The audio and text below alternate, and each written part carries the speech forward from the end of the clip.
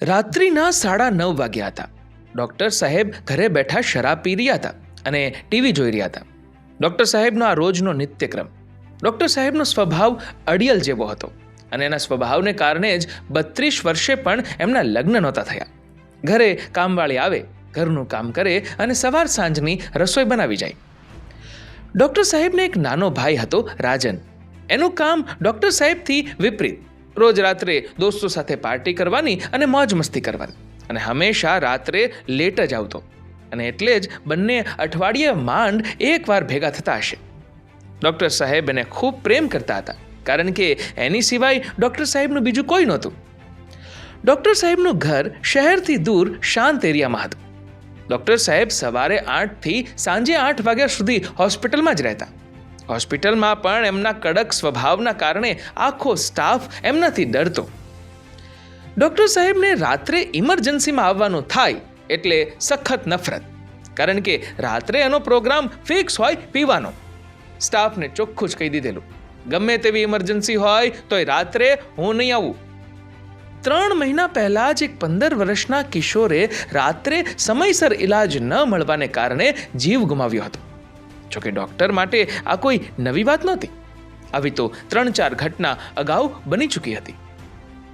કિશોરના પપ્પાએ રડતા રડતા બીજા દિવસે ડૉક્ટરને ખૂબ ખરી ખોટી સંભળાવેલી, પણ ડૉક્ટરનું તો રૂવાડું હલ્યું નહીં. પોતાના છોકરાની લાશ લઈ જતા એમણે ડૉક્ટરને ખૂબ બદ્દુઆ આપી અને કહ્યું કે આ દુનિયામાં જો ભગવાન છે તો તને તારા પાપની સજા જરૂર આપશે. ખેર, આ હતું ભૂતકાળ. હવે આજે એટલે કે 3 મહિના પછી એક અજીબ ઘટના બની. ડૉક્ટર સાહેબ લગભગ અડધાથી ઉપર બોટલ ગટગટાવી ગયા. લડખડાતા પગે રસોડામાં ગયા, ખાધું અને બહાર હોલમાં જ સૂઈ ગયા. રાત્રે અચાનક ફોનની રિંગ વાગી. ડૉક્ટરે જોયું તો 2:45 વાગ્યા હતા. ફોન ઉઠાવ્યો. સામેથી અવાજ આવ્યો, સર, હું ઇન્દુ બોલું છું.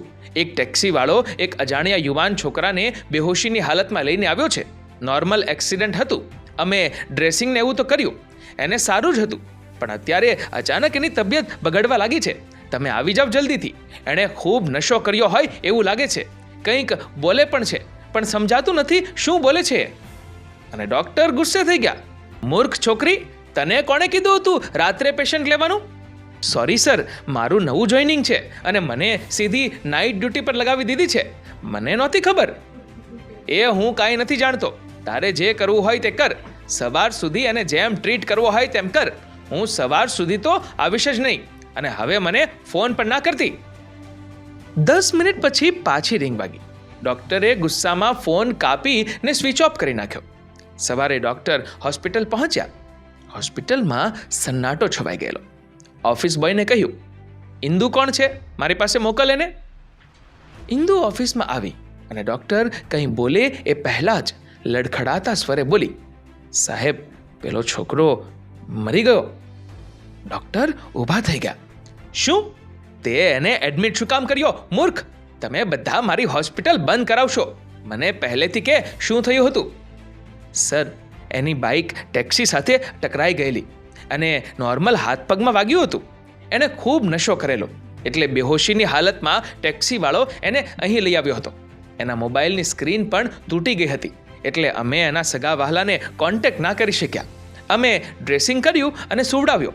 બધું બરાબર જ હતું, પણ અચાનક એને બેચેની થવા લાગી, મૂંઝારો થવા લાગ્યો, શ્વાસ લેવામાં તકલીફ થવા લાગી. અમે કંઈક કરીએ એ પહેલાં જ એનું હૃદય બંધ પડી ગયું.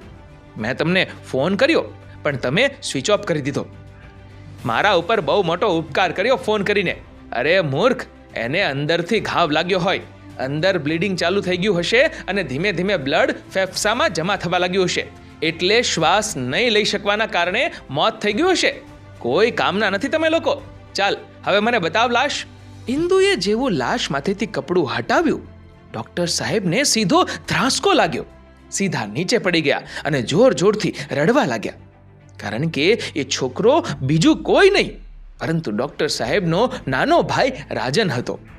જોત જોતામાં વાત આખી હોસ્પિટલમાં ફેલાઈ ગઈ. ડૉક્ટર સાહેબની બેદરકારીને કારણે એના સગા ભાઈએ જ જીવ ગુમાવ્યો. આજે એ ઘટનાને 2 વર્ષ થઈ ગયા. આજે હોસ્પિટલમાં ઘણો સુધારો થઈ ગયો. આજે હોસ્પિટલ પોતાની ઇમરજન્સી સેવાઓ અને સસ્તા ઇલાજ માટે આખા શહેરમાં મશહૂર થઈ ચૂકી છે. ડૉક્ટર સાહેબે હોસ્પિટલની નજીક જ મકાન લઈ લીધું અને ઇમરજન્સીમાં તરત જ પહોંચી જતા. ડૉક્ટર સાહેબે શરાબ છોડી દીધી અને સાંભળવા મળ્યું છે કે ડૉક્ટર સાહેબને એક કન્યા પણ મળી ગઈ છે અને ટૂંક સમયમાં લગ્ન પણ કરી લેવાના છે. મિત્રો, જોયું તમે? ડૉક્ટર સાહેબની બેદરકારીએ પોતાના જ ભાઈનો જીવ લઈ લીધો. તમારું આ વિડીયો વિશે શું કહેવું છે? નીચે કમેન્ટ કરીને જરૂરથી જણાવજો. અને વિડીયો ગમ્યો હોય તો લાઈક કરજો અને વધુમાં વધુ લોકો સાથે શેર કરજો.